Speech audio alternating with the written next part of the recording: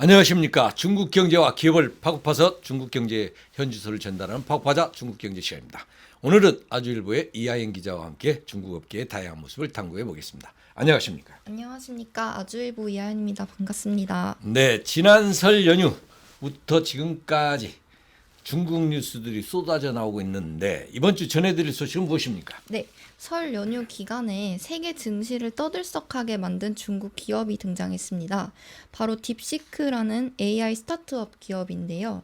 이 기업이 선보인 생성형 AI 모델이 전 세계가 주목하고 있습니다.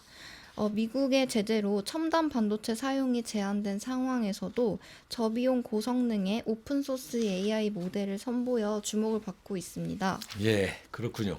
딥시크 외에도 최근 관세 이슈가 되고 있죠.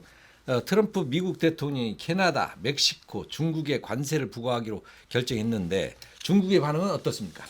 네, 맞습니다. 이달 1일 트럼프 대통령은 예고대로 캐나다와 멕시코에서 미국으로 들어오는 모든 수입품에 25% 관세를 부과하고 중국산 제품에는 10% 관세를 부과하기로 결정했습니다.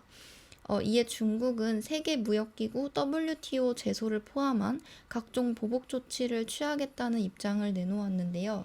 하지만 최근 소식에 따르면 트럼프는 다시 멕시코, 캐나다의 관세 부과를 한 달간 보류하겠다는 입장을 내놨고요.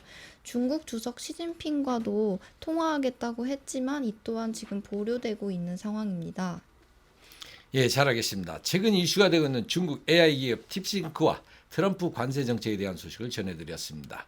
지금부터는 중국 기업을 소개할 시간인데 오늘 소개할 기업은 어떤 기업입니까? 네, 중국 AI가 최근 많은 관심을 받고 있는 만큼 오늘은 중국 AI 기업에 대해 알아보려고 합니다. 최근 딥시크를 포함한 문샷 AI, 즈프 AI, 바이찬, 미니맥스가 중국 AI 5대 기업으로 꼽힙니다. 그렇군요. 이번에 딥싱크를 포함해서 중국 AI 기업들이 주목을 받고 있는데 중국에서 AI 기술이 이렇게 발전할 수 있었던 배경은 어디에 있습니까? 네, 박순창 중국 경영연구소장은 AI 관련 풍부한 인력 자원과 중국 정부의 적극적인 지원 정책 크게 두 가지를 배경으로 꼽았는데요. 올해 중국이 배출하는 과학, 기술, 공학, 수학, 스템 분야라고 하죠. 이 분야의 중국 박사 인력이 약 8만 명에 달한다고 합니다. 스템의 원조인 미국의 2배의 규모입니다. 네, 중국에는 AI 관련 인재들이 상당히 많은 것 같습니다.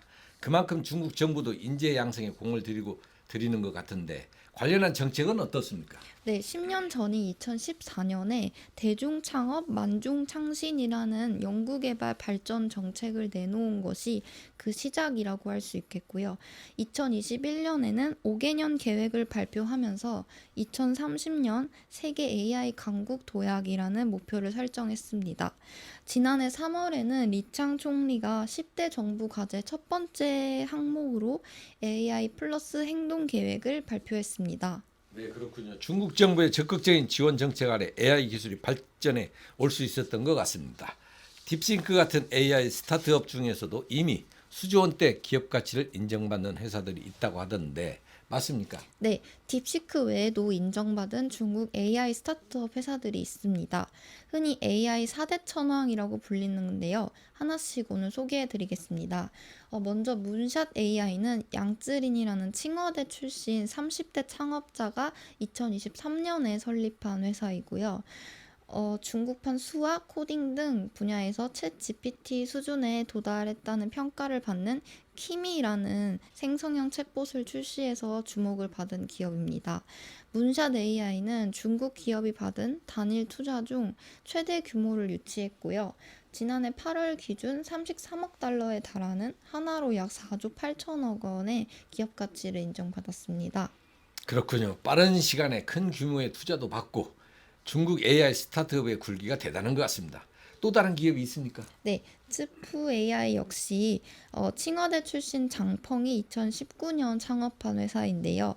알리바바 계열의 엔트 그리고 텐센트, 샤오미 중국 대형 IT 기업들로부터 하나로 1조 1천억 원에 달하는 투자금을 유치했다고 합니다.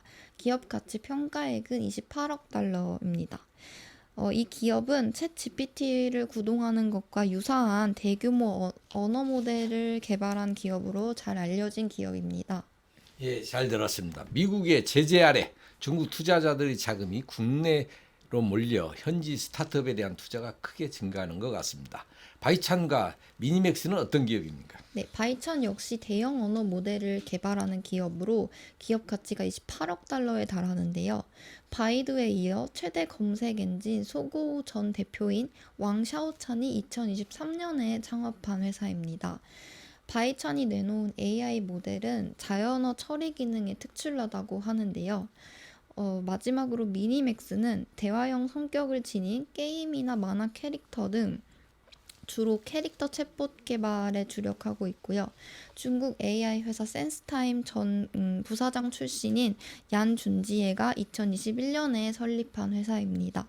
기업 가치는 지난해 기준으로는 약 25억 달러라고 합니다. 예. 그런데 중국 AI 스타트업 회사가 몇 가지 공통점이 있는 것 같습니다. 기업들의 공통된 부분이 무엇입니까? 네, 우선 앞서 설명드린 것처럼 빠른 시간 내에 막대한 규모 투자 유치에 성공했다는 점과 그 알리바바 같이 중국 대형 IT 기업들로부터 투자를 받고 있다는 점입니다. 또 국내파 출신이 많고 젊은 연령대의 창업자들이 많다는 것도 공통된 부분이고요. 중국 내 젊은 AI 영재들이 중국 AI 발전을 이끌고 있다고 할 수 있겠습니다. 네, 오늘은 중국 AI 스타트업을 알아보았습니다. 중국 정부의 적극적인 지원과 교육 시스템, 대형 IT 기업의 투자를 기반으로 무섭게 성장해온 기업들입니다. 최근 화제된 딥싱크 외에도 또 어떤 중국 AI 기업이 세계를 놀라게 할지 기대가 됩니다. 오늘 방송은 여기까지입니다. 네, 궁금하시거나 알고 싶은 중국 기업이 있다면 아래 댓글로 남겨주시고요. 마지막으로 구독, 좋아요, 알림 설정 부탁드립니다. 경제에 관심 많으신가요? 바른 생각으로 세상을 바라봅니다. 더 공정한 언론, 아주경제. 5개 국어로 세상과 소통합니다. 따뜻한 미디어, 아주경제. 오늘도 아주 경제적인 생각을 전합니다. 아시아의 중심에서 세계를 만나는 원칙과 상식의 정도 언론, 아주경제.